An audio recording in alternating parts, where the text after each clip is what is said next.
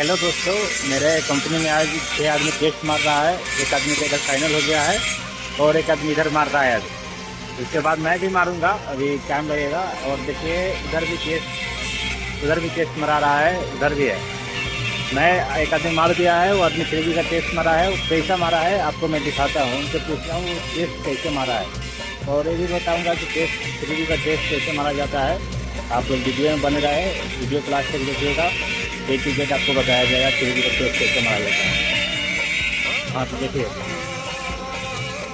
ये अमर भाई है, 3D का टेस्ट उनका मारा गया है। पहले आपको ये दिखा देता हूँ कि वो कैसा है। ये टेस्ट मार दिया गया है, अभी आप लोग देख लीजिए।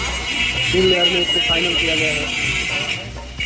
इसे कभी इसका रूप का कर सकते हैं।